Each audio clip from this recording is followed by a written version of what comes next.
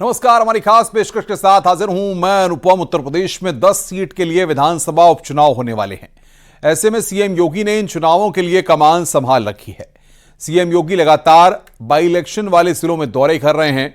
आज सीएम योगी जहां अंबेडकर नगर के कटहरी पहुंचे तो कल अयोध्या के मिल्कीपुर में वो मौजूद रहेंगे। योजनाओं का लाभ देने के साथ विपक्ष पर भी सीएम योगी करारा प्रहार कर रहे हैं। देखिए हमारी रिपोर्ट।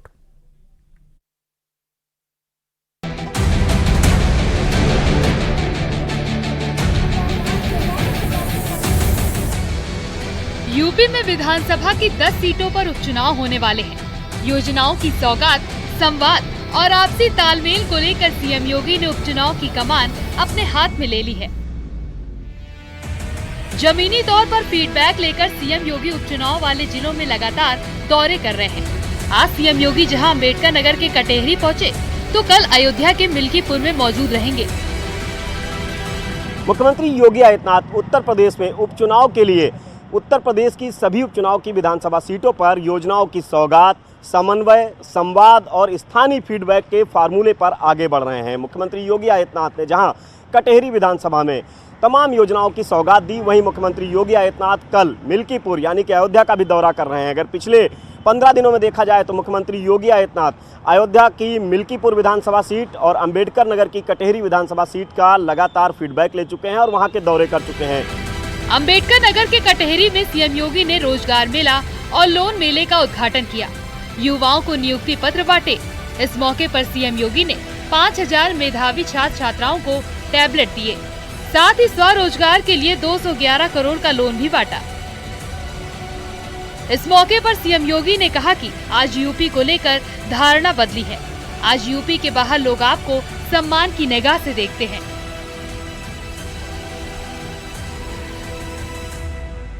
जिस प्रदेश में पहले दंगे होते थे, अराजकता फैलती थी, गुंडागिर्दी होती थी, अव्यवस्था फैलती थी, माफिया हावी थे, बेटी और व्यापारी सुरक्षित नहीं था, आज वही उत्तर प्रदेश निवेश का ड्रीम डेस्टिनेशन के रूप में उभरा है।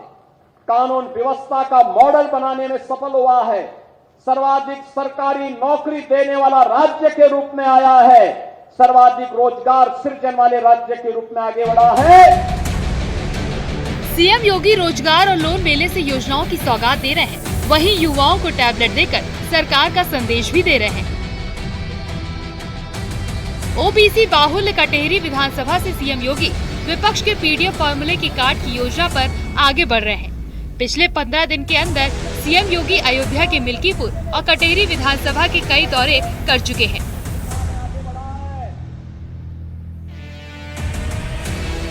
कटेहरी में सीएम योगी ने साफ तौर पर कहा कि अब कोई भी युवाओं के सपनों के साथ खिलवाड़ नहीं कर सकता। अगर कोई ऐसा करेगा तो उसके खिलाफ कानूनी कार्रवाई करने से पीछे नहीं हटेंगे।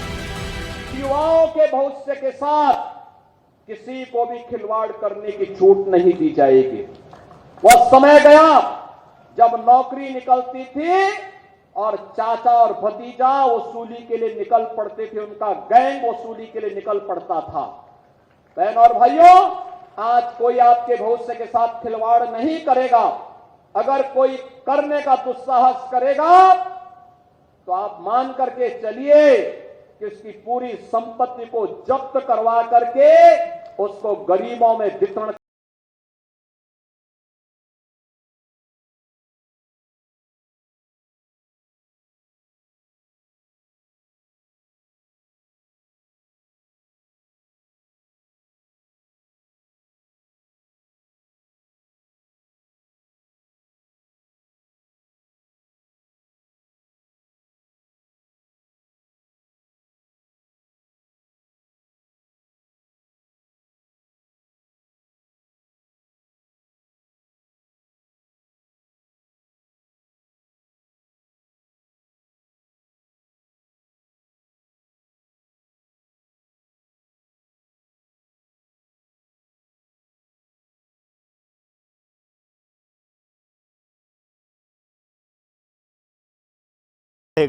उसमें उपचुनाव की जो शेष सीटें हैं उन सीटों पर भी 8 सीटों पर उपचुनाव के मुख्यमंत्री योगी आदित्यनाथ पहुंचेंगे और वहां पर योजनाओं की सौगात देंगे, संगठन के साथ में समन्वय स्थापित करने की नसीहत देंगे और स्थानीय फीडबैक लेंगे। इसके जरिए मुख्यमंत्री योगी आदित्यनाथ भारतीय जनता पार्टी की जमीन को उर्वर बनाने के लिए जुटेंगे। कैमरामैन मनोज शाही के साथ संकेत मिश्रा, न्यूज़ 18 लखनऊ।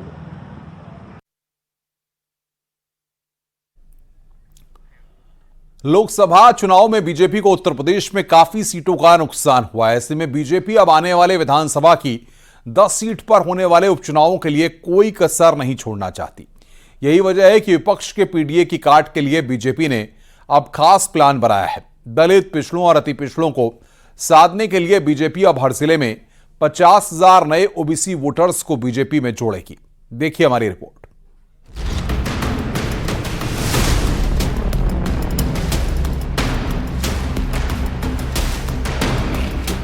विपक्ष के पीडीए की काट के लिए बीजेपी प्लान सदस्यता लेकर आ रही है।